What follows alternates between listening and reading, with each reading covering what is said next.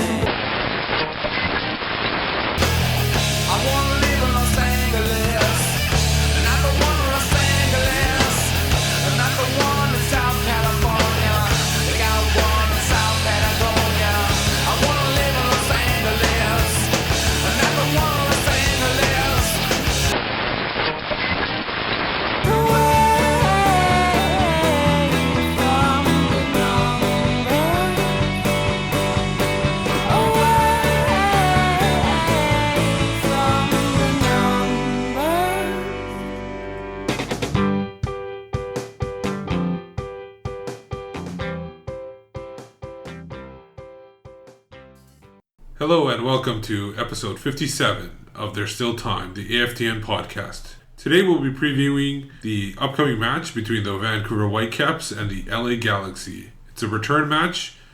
Obviously the first one, the Whitecaps lost 1-0 in LA, and this one will obviously be in BC Place of this upcoming Saturday. My name is Steve Pander. I'm joined today by Aaron Campbell. It's nice to be back. And our regular roundtable guest usually, but today he's joining us on the preview podcast. Part of the Curva Collective movement, Zachary Meisenheimer. It's good to be here, Steve. So guys, obviously you got the LA game coming up. We're going to be talking about the LA game in a bit. First of all, a few news and notes we should go over.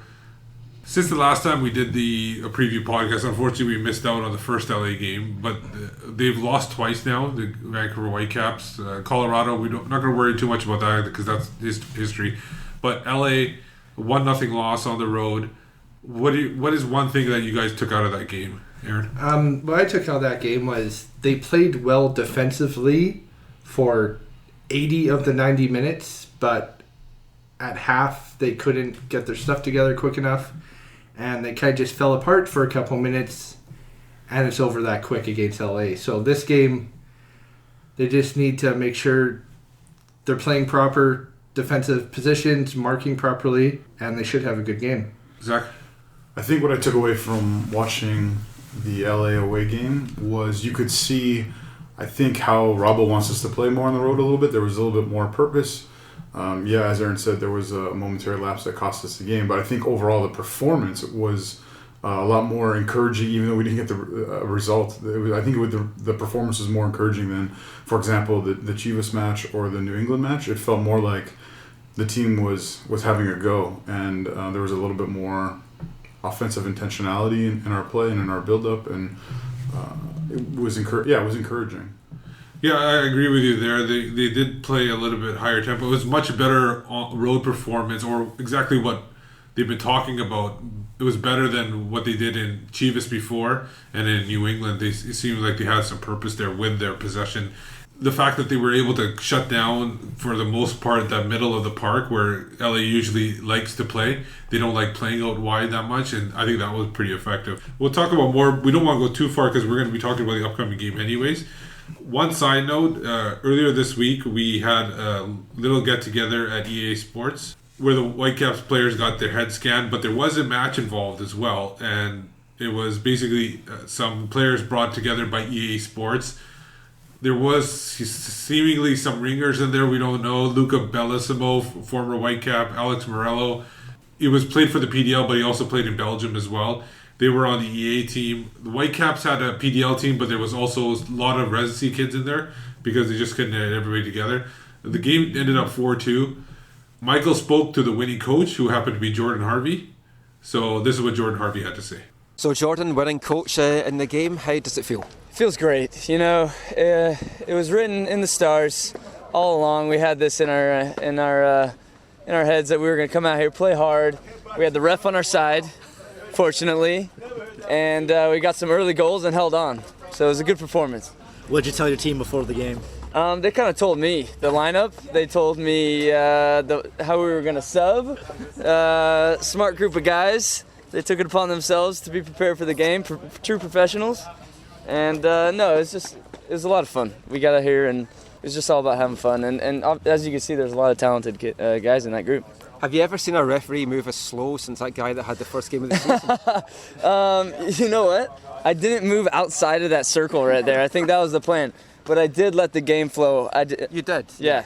And you need to I'll take a lot of credit for that. And is there a coaching career coming up now for you? Coaching or reffing? I'm not sure. Two different avenues. I'd go with coaching. You'd go with coaching? Yeah. You don't have to run about as much. And you're undefeated. I don't know, like you just said, I didn't run about as much anyway, so... you quit while you're ahead, 100% record. You know what, that's not a bad idea, but I think I'll be doing some more coaching in the future. But, I don't know, did you see my assistant? Assistant coach, Stephen, yeah. He held down the bench, kept it in control. Just make sure I'm on the ref's case, that's about it. Couldn't have done it without my staff, couldn't. That's great. Cheers, John. Yeah, thanks. Guys. See you. So that was Jordan Harvey talking to Michael about his win. Of course, we should also mention that he was not only the head coach of the winning team, but he was also the referee. So obviously some shadiness going on there as well. Now going back to the Whitecaps game, before we're going to jump into the Whitecaps themselves, Michael had a chance during training this week to talk to Martyn Pert. It's his first time going to LA to face the Galaxy, and obviously with a quick return, they have a lot to look at going there. So here's Michael with Martyn Pert. Well, going forward, they're always dangerous because they can hurt you from a lot of different ways. They got great playmakers in the midfield, and they got two of the best forwards in the league, so they can always hurt you there. So again, it's about competing with those guys. It's about getting up against them and not allowing them to play. You give good players time to play and they'll hurt you. So I think it's about continuing that, and I think it's just about making sure that we put our own stamp on the game now that we're back home at BC Place. Does that show you the danger of LA though, Jay? I mean, you guys basically let Robbie Keane get open once and it was in the net. Is that? Well, yeah, and that's the difference. That was the difference between them and us. You look at those are the world-class players and the type of performances that they can have. So, again, you talk about the young guys, and they can look to great performances like that and say, you know what, next time I get my one chance, I'm going to put it in for my team. And this is the type of mentality we need to have moving forward. LA Galaxy this weekend. It's the second of the two matches. Coming to MLS, it's the first time you've watched them live in the game at the weekend. What have you seen from the first game that you think that the team can take in to make some improvements for the second game? Well, we want to continue to build. Here we've only been in the job, 10 weeks or so, and there's a great article of Brendan Rodgers on the BBC website saying that here to start with possession and pressing, and it takes a while for players to learn to grasp this the mentality, because we want to really press, and we also want to have the courage to get on the ball at every opportunity. So we'll keep to build on those themes and carry on the building blocks we've put in place already. I mean, the start has been good. We've learnt, the players have really grasped it, so we just need to continue to build that. It's baby steps. And what does the team need to do to stop someone like Robbie Keane? Well, I think we did pretty well. If anyone who watched the game, and I know Robbie scored, and it was an incredible bit of movement and a good ball in, and his finish was different class. So certainly we have to carry on doing what we did, but concentrate that little bit more, because he only needs a second, and he's got the quality to score against us. So we need to concentrate. His heart is a little bit more, and that was just after the interval. So we probably had a little bit of lapse in concentration, and he was able to seize on that. So that was Martyn Pert of the Vancouver Whitecaps talking to Michael about the upcoming match versus the Galaxy. We're joined now by somebody who covers the Galaxy very closely, the play-by-play man, Joe Tutino, Time Warner Cable Sportsnet. Joe, welcome to the show. Hey, thanks for having me. So, the Galaxy themselves, they haven't played too many games. They've lost, a draw, and recently a couple wins. Do the lack of games at the beginning help them kind of get the chemistry right before they start playing more games, or do you think it's going to be a hurt in the long term because of the fact that they're a veteran team and they're going to have to play a lot of games and catch up? Well, I think not necessarily because they're a veteran team. I think what happens is that when you miss out as many games as the Galaxy had, one bye week is one thing, but when you have 2 bye weeks in the first month of the season and you played 2-3 games, and everybody else has played 4 and 5 games, that puts you behind the 8 ball in terms of chemistry on the field in 90-minute games. I mean, you can train as much as you like, but the games are the most important things in terms of trying to get game fit or 90-minute fit. Add that to the fact that they had early injuries and they're still getting through those, and I think that's what the difficult part of the situation is just the sum of everything that's happened to the team. The injuries defensively, the fact that they haven't had a chance to play some games, put those all together, and I think that allows for other teams to have somewhat of an advantage early in the season.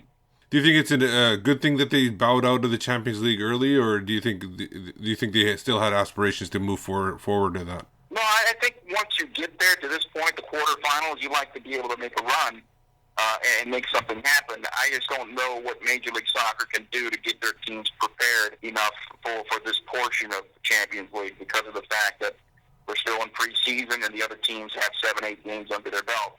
At some point, you're going to have to figure it out. At some point, maybe these teams that are in this portion of the tournament are able to expand their rosters, or they're able to go on a tour somewhere in order to get themselves ready to go. And of course, the rest of the league would say, well, that's not fair to them, because this team is ready to go, and ours haven't had a chance to really get ready for the season. So it's quite a problem, I think, for Major League Soccer, and I think we're going to continue to deal with this type of result for the league until the league decides that they really want to spend some real money and be on par with the teams in Mexico and maybe some of the teams in Europe.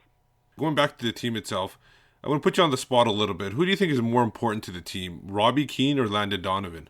That's a good question. I think Robbie Keane has turned out to be the leader of the LA Galaxy. Whether he has the captain's armband on or not, he's the captain of this team. That's just his personality. And I think ultimately, at this portion of the two players' careers, I would say Robbie Keane. Landon Donovan and you also got Omar Gonzalez. They're going to be gone for a significant portion because of the World Cup. Do the Galaxy have the depth to withstand that over a long period of time? Because obviously there might be injuries during that time too, so there'll be other issues as well.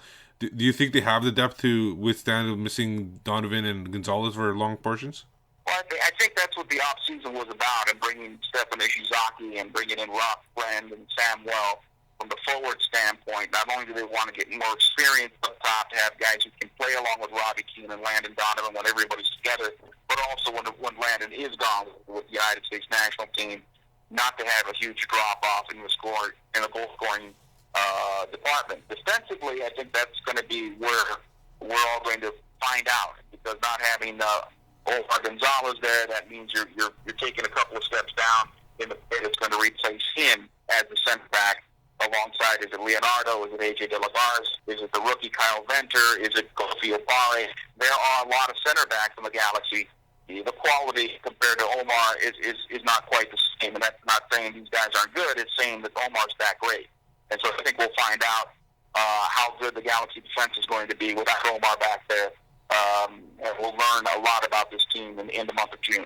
Overall, for the season, where do you feel the Galaxy fit in the Western Conference? Obviously, we've already seen teams like Portland struggle at the beginning. The Galaxy, obviously, they played both their first 2 games against a tough opponent, Real Salt Lake. So there were some concerns, but you're playing a good opponent there. Where overall do you see them fitting in? I think it's an incomplete right now. I had a question last year from a media person who asked me, who do you think is a team to beat? And I said, talk to me in May.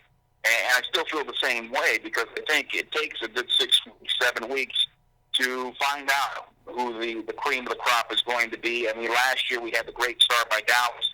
They obviously tapered off, didn't have a very good season. They got rid of their head coach, and they're starting anew. And I think because it's such a long season in terms of the amount of months we play, a lot of things will change by the time we get out past the World Cup. I think the important thing for the Galaxy is to stay in the running, stay in that top 5 through the World Cup.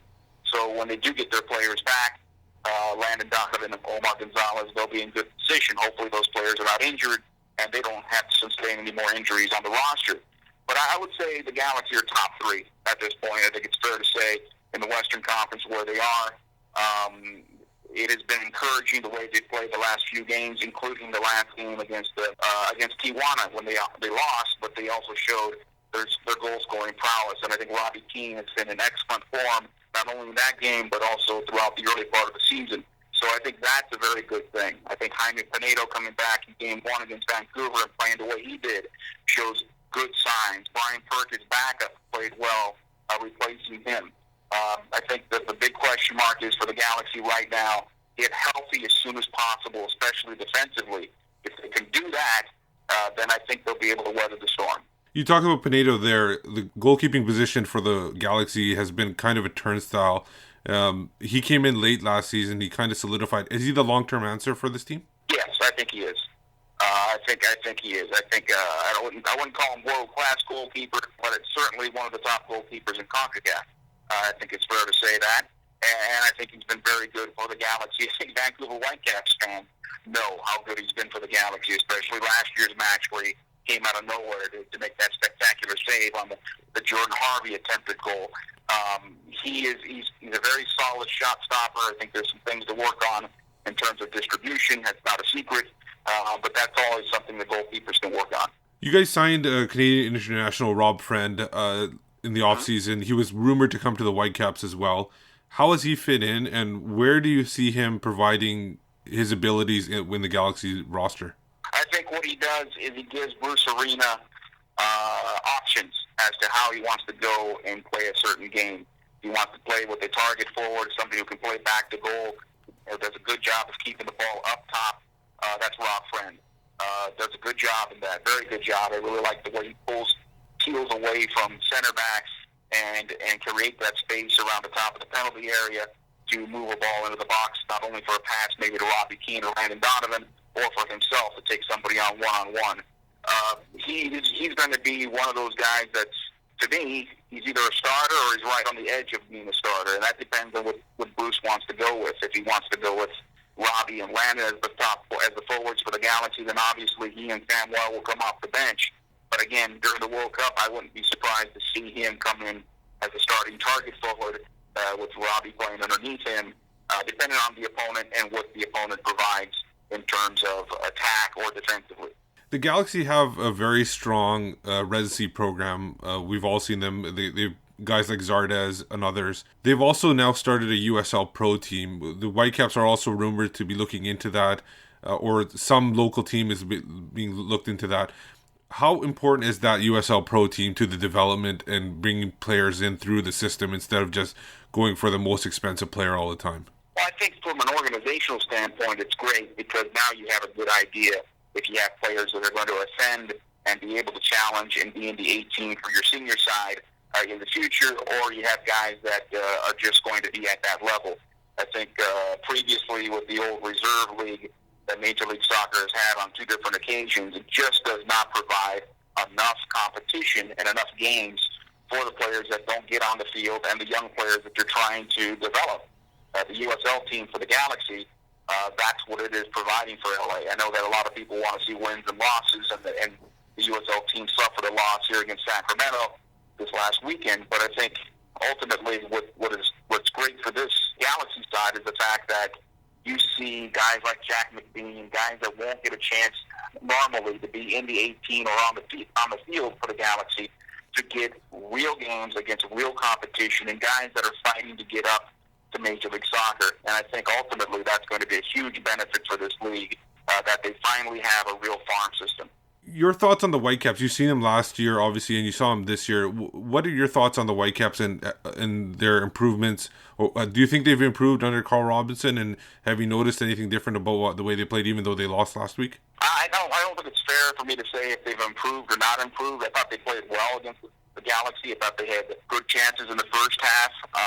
That again, Jaime Pinedo was true to those tasks and came up big for LA. I think they're dangerous over the top, especially with the speed that they have in Maddox and Mane. That was impressive. The other thing that was impressive to me and Kobe Jones in the broadcast was the play of the two central midfielders, Gershon Kofi and Russell Tybert.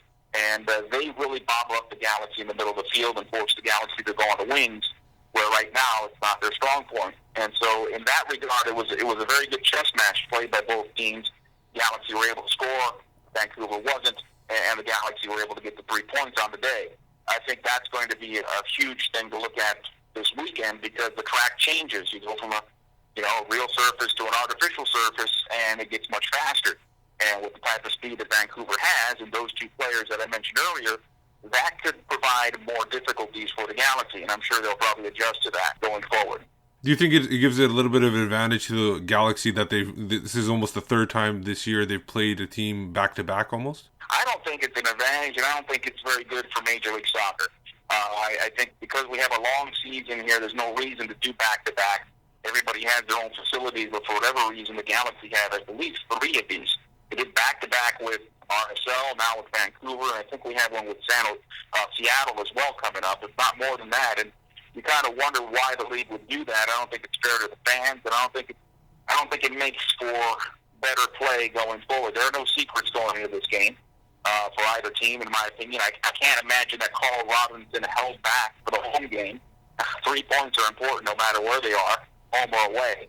And I don't think Bruce Arena held back. So you go into this game having seen each other again, and you would think the home team has the advantage because they're at home. But I just don't think it's a good thing for the league, in my opinion. So I'm going to put you on the spot here. Where do you see the result coming? Do you see the Galaxy getting another 3 points, or do you think it being a little bit closer and maybe being a draw? Well, I'll be honest here. I'm the Galaxy announcer, and it'd be silly for me to go into any contest not having the thought that this team can win. But I know it's going to be a difficult game. I know also on the road, if you get a point away, that's not a bad thing. When your home games get a point away, you're pretty happy about that. So that's kind of my mindset going through. I see it playing out very similar to last week, provided the same players make the same type of execution. Then maybe the Galaxy get the victory away. But I think at this point, you want to go into a game and figure out how they can win the game, and it is winnable, I believe. But if you get a point away, that would be a good result. So, Joe, before we let you go, where can we find you online? Oh, at Joe Tutino on Twitter.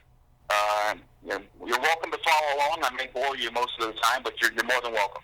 Perfect. Thanks a lot for Joe for joining us. We'll hopefully see you at the pitch on Saturday. My pleasure. Looking forward to being in your beautiful city.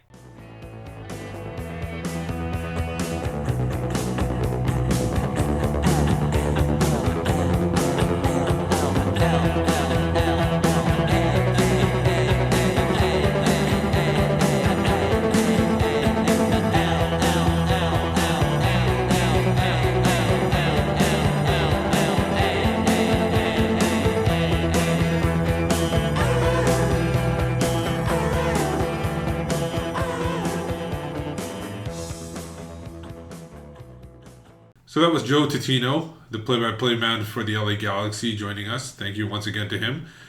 So guys, we got the LA Galaxy now coming out off their 1-0 win over the Whitecaps. Joe mentioned himself that he doesn't like these back-to-back games. First of all, before we get into the game, what is your guys' thoughts on this back-to-back?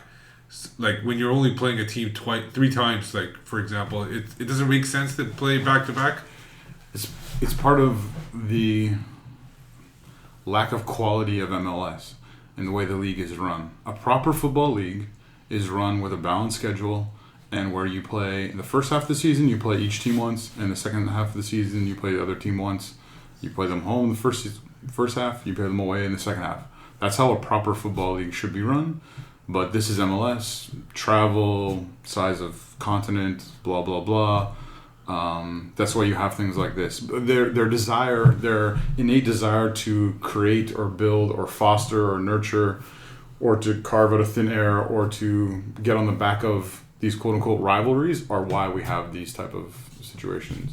Yeah, some people say out there that, I'm not going to mention who, but I can't remember who, but I've heard people say, love to get these rivalries. I love to see Seattle play 2 times in BC plays. Personally, I don't want to see them play 2 times. I can't stand ECS, so why do I want to see them 2 times a year? I prefer just to see them once to get them out of this town and don't see them again for the rest of the year.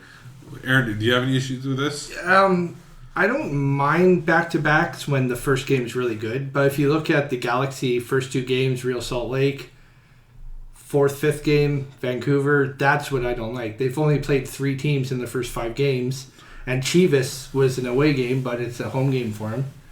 So I don't like it unless first game's really good. Like last week was a good game. It was exciting. You know, it's an away game for a Whitecaps fan where you enjoyed watching the game on the road. So I'm excited to see what will happen this week. But if that first game's a stinker, nobody likes it. You know, if they lose badly, the second game, there's no movement behind it. You know, the fans aren't excited to see, you know, a Whitecaps team that lost 4-0. But because of the decision last week, I think this week it's fine. It's not going to hurt anything. You know, the game's pretty much a sellout. People are excited. They know what to expect. I don't mind it this week, but moving forward, it really shouldn't be done. My only concern with it, my biggest concern with it would be that, like, LA won their match last week. Now all of a sudden, they'll be happy with a draw, and they're going to play way back. They're not going to open it up because they're thinking 4 points out of 2 games against a Western Conference opponent is a good thing.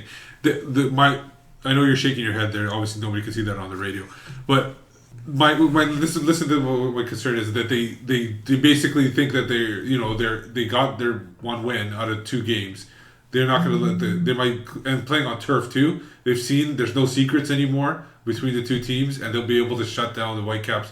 I don't think Bruce Arena or the LA Galaxy play for a draw on the road.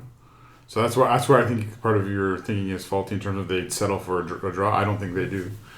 Because of who they are, because of the culture in their club.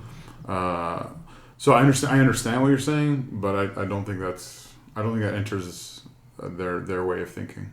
Well, okay, so let's get to the game itself. Obviously, the guy that's going to make the biggest headlines into coming into the lineup is Matías Laba. While they didn't miss him as much defensively, I think they probably missed him a little bit going forward and making those passes going forward and keeping the possession. And also, because he was not in the lineup, they had to switch to a 4-2-3-1, which seems like a lineup that they are not really successful in getting goals in. Yeah, I think Russell was great filling in for Laba last game. He was my man of the match on my Caps countdown. I think he was man of the match on the Whitecaps website. Moving forward, I'd take Laba over Tybert in that position, game by game. But just filling in, Russell did a great job. This game, Kofi, he wasn't the best last game. You don't know if Rio Coker's coming back in to play next to Laba or if they're even moving to a diamond this week to get out of the 4-2-3-1. But yeah, Laba's going to be nice to have back. He's going to be great controlling the middle of the field. I think Matías Laba has played well for us in what he's played so far, other than obviously the, we'll call it a mental error, the mental lapse. I've heard is he going to be back? Is he not going to be back? But looking on Steve's face, what, he's going to be back? Who? Laba. You think he's Laba's going to be in the lineup? Okay. I don't have to be at training in order to tell you that Laba's going to be at. Oh, no, I heard one person say they weren't totally sure this. Oh, I don't see how they can't put him in the lineup. I know it's a mental lapse, but that's not like a Jude Marcus Davidson situation where you headbutt somebody or something like that. True. I think he'll be there. Yeah, the question is, who are they going to go 4-2-3-1? Who's going to be next to him? Is it going to be Gersh? Is it going to be Russell, because he did such a great job with Gersh away to LA, and offers things going forward and energy and whatever. So I think he'll be there. But I think Laba's played better when he's the sole shield in front of the back line.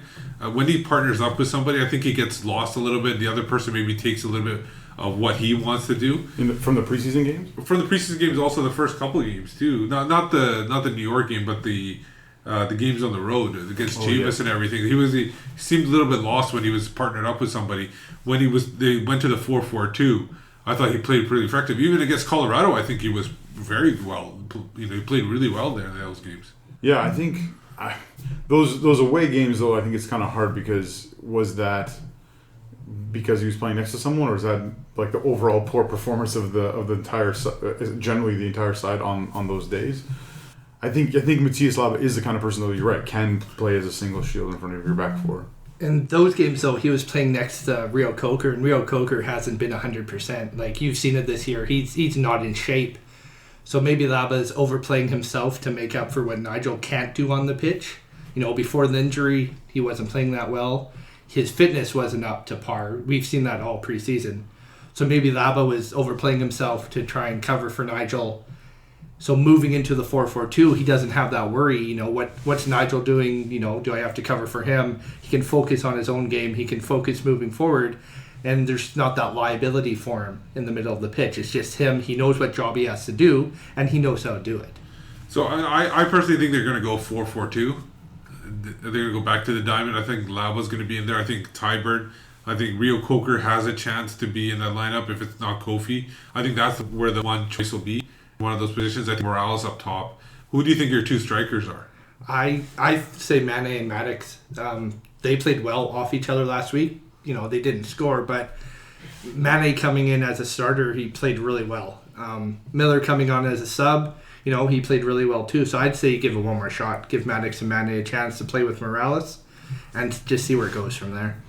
The pace that we had in the last match was really encouraging and did expose some things, I think, in LA's backline. You could see the opportunities to play the ball over the top, and you could see that the pace was causing them problems. I mean, when you looked at the lineup right away, and you're like, okay, Kakuta Mane is lined up on the field against Dan Gargan. Like I don't think I've been that excited since like MLS first kick against Toronto when our good friend Davide Cimento was lined up against our good friend Adrian Khan, and it was a bit of a mismatch. But I think at home, I think without Kenny Miller on the pitch, we're lacking his vision. I think vision, but also tactically.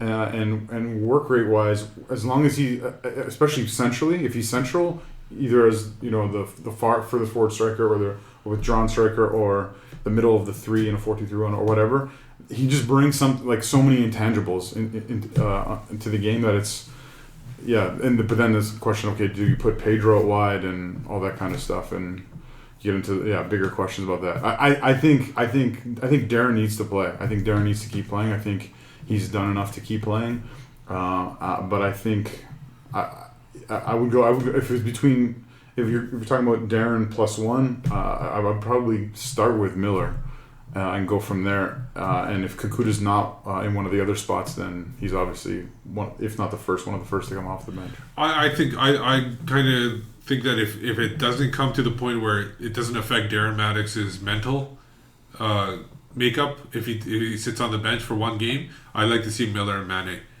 see what they can do and playing off each other. Mane had one of his best games playing with a veteran guy like Camilo, and Kenny Miller, while not the same bits, but he can know when to make those runs and know when to make a pass and everything like that into Mane. I think you can play well off each other. I don't disagree with you. I think when you're talking about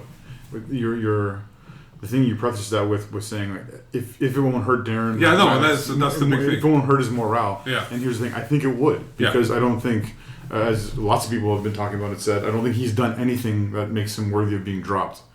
Well, actually, if you talk to Carl Robinson, he'll say he will not be dropping players. He will be resting players. He will be rotating squad. He doesn't talk in that language in terms of dropping players. Yeah. But I don't think Darren's in a place where he needs a rest or he needs to be part of squad rotation, because he has been contributing so much. So, looking back at the game itself, what do you guys think is the main key that the Whitecaps need to stop? I think they did a good job of controlling the middle part of it, not letting Keane down of it, except for that one hiccup to make too many runs into the box and everything. But they forced them out wide quite a bit. Is that what the key is? And just do a better job of not letting their guard down at all? My key to the game is Whitecaps keeping possession. Last week, Galaxy had the ball way too much. When the Galaxy were passing it back and forth, there wasn't anybody trying to get the ball back. I think they outpassed them by over 220 passes through the game. Like, it was a ridiculous number.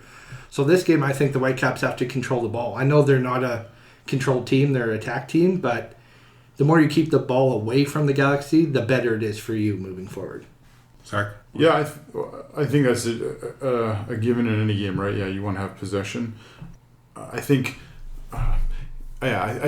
also what you're saying is true, Steve. I think LA is not always they have great middle play, and they have this flowing, fluid kind of six, the midfield and the strikers where they interchanging or whatever. And I think you just have to manage that, and so you always have to be you always have to be on. You can't take any. There can't be any lapses in our concentration. And I think as long as we do that, we'll be okay. So if part of that is keeping the ball or trying to push them out wide to keep them wide, sure, that's probably part of it. I think just our own communication to make sure that we're always, picking people up, and especially on the counter. I think coming away from home, I think LA is incredible on the counter. I think as much as I don't like him as a player, I think he's a quality player. Landon Donovan is incredible on the counterattack. His transition game is. Because of his pace and stuff, he's killer on the counterattack. And so I think we just need to be aware from that, because we are going to, I think, have more of the ball, and we are going to be pressing, we are going to be going forward more, being at home. And so I think we just have to be a little bit careful of that. Yeah, I think that's where Labo will play a definite part in the counterattack, intercepting those passes across the middle. And to your point about Donovan and guys like Keane, and it's amazing to see how they can bring in so many high-priced players. Zach, you made a point about this off before we started talking here. The Galaxy seem to be a team that relies a lot on superstars, and they seem to have a lot of players that seem like, they're being paid a high amount. But you were looking at the salaries, and there's not too many players that are being paid a large amount of money. They're going by a lot of their roster built up on players that are under the six-figure amount. Yeah, I think this year or last week or this week or whatever it was, when the players union put out the salaries, LA was one of the ones that stood out for me, where you just noticed so many players on lower salaries. You obviously need to have a number of players who are on lower salaries, but it wasn't just the amount they're making, but it was the contribution that they have been or they are going to be asked to make this year. A guy like Dan Gargan, who's on virtually the league minimum, who's starting right back right now. Well, I think James Riley is maybe not fit or whatever, but and then they're young guys, the guys they've brought through their own system, who are willing to play for $50,000-$60,000 a year, knowing that they're gonna get spot starts or they're gonna get time late in matches and stuff. But are still asking to make a contribution. It's just interesting to see how many of them are so low. And I think as Aaron was saying, there's only 10 players in the entire roster over 100,000 or whatever. Yeah. But you said Bryce would be, what is it, 9th or 10th? Or 9th on the team in salary. Bryce Alderson would be 9th in salary if he was on the Galaxy. Bryce hasn't seen a minute yet. Yeah. So it's crazy. So it's really interesting just the way that they've gone about crafting their roster together, which of course we don't know how much allocation money they're getting and all that kind of stuff to make that all work. But if you look at it, their Champions League, that you get a ton of allocation there too, so that does make a big difference there. I totally agree with you. And the thing is with them is their young players they have a good program, academy program as well. But this year they're getting the big advantage of having their own USL Pro team. So those our young players are playing teams like SFU and UBC and stuff like that. And their young players are playing against other professional teams. Yeah, in USL Pro. And that's one thing that I really would have hoped that we as a club would have done was that we would have been one of those clubs to have Whitecaps 2 before other teams. But hopefully we can learn from what LA is doing and see if it works and see what maybe ways to improve on it. And hopefully one day soon we have a Whitecaps 2 in hopefully in the Lower Mainland. So those are what we thought about the game. Now it's time for your favorite portion of the preview show. It's the return of Predict-a-Pooch. And of course there will be a Scot involved in there too. He's Michael McCall, and he's got his 3 takes on the game in trio time. Trio! Too loud. Trio! I said that was too loud. I want a trio and I want one now. Yeah, well, we all do, man, but listen. Not one, not two, but 3 things in it. Listen, could you just cool it? Not one, not two. No 3 things are quite as good together as a trio. So with the Whitecaps heading back to BC Place on Saturday to take on the LA Galaxy for the 2nd week running, here are my trio of things to watch and keys to the game. Now for me, the first one is obviously very obvious. It's blatantly obvious. The Whitecaps have to take their chances. Now that I know goes without saying, but they haven't been doing that in recent games. They have been creating chances. And against a team like LA, you're not going to get lots. And when they do come along, you have to take them. Last week, Matix, Mane didn't get the chances that were presented to them. Cost the Whitecaps dearly. Now, secondly for me, I think it's really important that the Whitecaps control the middle of the field. It's been discussed elsewhere in the podcast, but they have to control the middle of the park, force LA to start playing out wide where they've got weaker players, and the Whitecaps are going to kind of hopefully deal with any attacks coming up the wings through Beitashour and Harvey. So if they can control the middle of the park, that's going to be one of the keys for them getting something from this match. And my final key point to the game, key player to watch, Robbie Keane. And again, kind of goes a little bit without saying, the Whitecaps just have to really, really keep a close eye on Keane. For me, what they need to do is get someone like Laba going in hard and early on him. Give him a little bit of a knock, give him a little bit of an injury, give him something to think about that he knows when he's coming forward that he's going to get a bit of attention. Obviously it has to be tried to be done in a way where he's not going to pick up a booking, but a little kick to the back of the shins, a little elbow here, a little bit of hard tackling, just leaving your foot in a little bit extra. That's what someone like Laba or Kofi, if he's playing, but some Whitecap needs to do that. Give Robbie Keane a start early on and just make him know that he is on enemy territory. He hates the pitch, so just make it a really uncomfortable afternoon for the Irishman. All that said, my prediction is it's going to be a draw. I think it's going to be 1-1, and I think the Whitecaps might be happy with that, but you kind of have to really look at winning the home games at BC Place, even when it's a top team like LA Galaxy coming to town. And now's the part of the show that everyone looks forward to every week.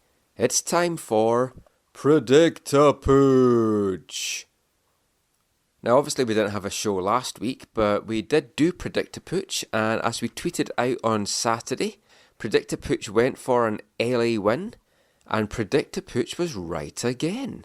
So he's 5 out of 6 for this season. Again, we can still argue he was 6 out of 6, that's what Predict-a-Pooch is saying, but 5 out of 6 is still pretty good. So let's see if he can build on that record and what he's going to come up with for the Whitecaps hosting the LA Galaxy on Easter Saturday. We're sticking with the balls, and we're going to throw 3 for him this week as usual. We're throwing the big orange chuck it ball, because if the Whitecaps have to win, they're going to need big balls. If he brings that back, that's a Whitecaps win. We're throwing a run-of-the-mill old tennis ball, because no one likes a draw. That's kind of boring and bland, just like an old-fashioned tennis ball. If he brings that back, Predict-a-Pooch is going for the draw. And finally, we have a small orange chuck it ball. Small, like a potato, for little Robbie Keane. So let's throw that, and if he brings the little ball back, then he's going for Leprechaun Robbie and a LA Galaxy win. So are you ready to Predict-a-Pooch? Get ready. On your marks. 3, 2, 1. Bring back the ball. So he's off. He's going for... He's had all 3 in his mouth. He's a little bit undecided, but he is bringing back... Oh, and this is just disappointing. Predict-a-Pooch is going for another LA Galaxy win. He's brought back the small chuck it ball. LA Galaxy win. Predict-a-Pooch has spoken. Let's see if he's right again. So until next time, goodbye from me, and goodbye from Predict-a-Pooch. Trio! Too loud. Trio! I said that was too loud. I want a trio and I want one now. So that was Trio Time with Michael McCall and Predict-a-Pooch. And Predict-a-Pooch obviously trying to extend his hot streak, predicting a Whitecaps loss. So guys, before we get into our own predictions, we're going to try to do a new segment where we kind of somewhat preview, half-heartedly, whatever you want to, without research, a game that interests us in the MLS somewhere. This week it's going to be RSL in Portland. Our Cascadian brethren, they are not doing very well this year so far. What are you talking about? They're not doing well. They haven't won a game yet. But they don't win yet. They tie games, so they're doing quite well. Well, in the matter of winning games in the standings, they're not doing well this year. What is their issues? You've seen them in the preseason and in some of their games probably. What is the issues with them going on so far? Well, I'm excited about this game just because, I think it's a great matchup. I think you have these two kind of systems where there's they're not like identical, but there's similarities, and there's what will happen in midfield. I think is intriguing. We have the RSL's Diamond versus Portland's sort of 2-3-1 in midfield there, and yeah, I think the game I watched the most closely of Portland obviously was the Cascadia Cup match versus Seattle, and you saw some great things from them in that, and then you saw some shockingly poor defensive work in it as well. So I think it'll be interesting to see which or how Will Johnson and Diego Chara deal with Morales. And what's going to happen over there, and also Beckerman more deep lying who will be kind of asked to kind of take care of him. Will Valeri be asked to maybe do more defensive work because he's not really known for what he does defensively. So I think that's interesting. And then you have on the coaches you have Caleb Porter who everyone loved last year, and this year people are saying maybe he's entering a sophomore slump because they haven't started very well, and then you have the gentleman whose name I forget who's taken over for Jason. Jeff Antilla or something like that? Yeah. We'll just go with Jeff Antilla for now. We'll go with Jason Christ's understudy, who's taken over kind of something that could almost run itself maybe in some ways. And when you listen to people like Nat Borchers or whatever talk about their team and how he's kind of breathed life into their team, done some things different to help make training and meaningful and stuff. He's kind of carrying on a legacy there. So I think it's going to be an intriguing match to see what happens. I think Portland needs to get some results, and when I say results, I don't mean wins or draws. I mean wins. Yeah. They need to turn this around sooner rather than later. Otherwise, it could be I don't think they'd be too harsh on Caleb Porter that quickly. I think they're going to let. No, not in Portland. Yeah. I mean people around the thing. Well, in Portland, I think they still love him. In the offseason, I was looking at the team and the way they were making changes and everything. I wasn't too impressed by these players. Like a lot of these players they brought in, yes, they were Uruguayans and everything like that, but they hadn't played anywhere special or anything like that. So it was very surprising to me that people had them up so high. I had them at like third or fourth in the conference, but not that high at all. Well, ultimately, I think as our good friend Slamo will tell you, last year a huge part of last year for them was Donovan Ricketts having like an absolutely incredible season, right? Yeah. And so he's been suspended for 2 games. I know 2 exactly. of the games. And they had Michael's favorite amazing race, Weber in net, and so so they've suffered from that a little bit. So I think things haven't really gone their way and stuff. And I think they'll bounce back. I think they're still like I think they're going to be like a playoff team or thereabouts. And I think this game against RSL is going to be like a quality match and like intense and because I think the players from Portland last year kind of want to prove a point as well. So let's get to the Whitecaps match against the Galaxy. Back to that. How do you see that game coming? Let's go prediction time now. My prediction: 1-0 Whitecaps win. I haven't been picking them to win the last 3 weeks, and I've been right most of the time. So let's go with a win this week. We'll get 1-0. Just to change it up, right? Just change it up and get them to actually win. Prediction, I mean, I desperately want us to win. I still can't believe we did not win against Colorado. I don't know how long ago. That was a shocker, man. That was devastating. So yeah, I hope we'll win like 2, maybe 2-1, maybe 3-1. Repeat what happened last year a little bit. Maybe Russell can have some nostalgia and enjoy a great match. Although Kurt is his mother in town? Yes, hopefully. I think his family is actually. Oh, that might be a good thing then. I think it's Easter weekend. I think they came out for. I'm pretty sure someone told. Actually, someone told me his parents are coming out for the match. So that's good. Good news then, because.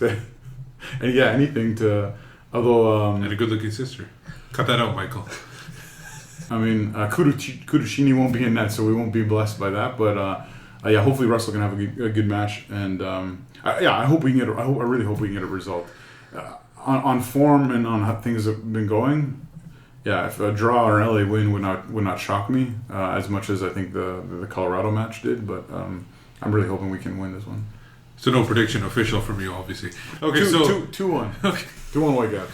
I think it's gonna be a draw. I think it'll be a 2-2 draw. I think they will be better offensively, but I think they're still gonna have those couple of lapses where the Galaxy will be able to pounce on.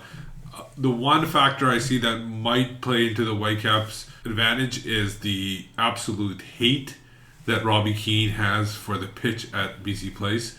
So if that can throw him off a little bit, I think then they have a chance. Hopefully they can prevent a goal by Landon Donovan, so that's not the only story of the game. Please, yes.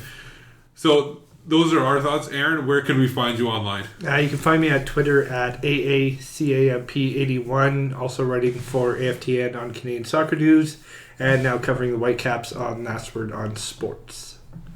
Zach. Zachary AM on Twitter, and Curva Collective is the movement on Twitter, and you can find us on Facebook as well. You can find me at Whitecaps Beat on Twitter, and obviously writing for AFTN at Canadian Soccer News. So that's the preview for this week's match for the Galaxy and the Whitecaps, upcoming this Saturday.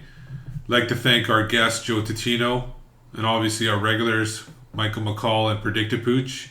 So for this week, I'm Steve Pander. For Aaron Campbell and Zach Meisenhammer, thanks for listening. We'll see you at the pitch. When you're listening in some far-flung corner of the globe to the World Service of a Saturday afternoon, crackly reception, interference, cosy, marvellous. Somehow comforting, isn't it? You know, legendary names, fathers and sons on the terraces, cheesy peas at half-time, pint for dad, mum's at home making the tea. Oh, everything's all right with the world, isn't it? Saturday afternoon is football.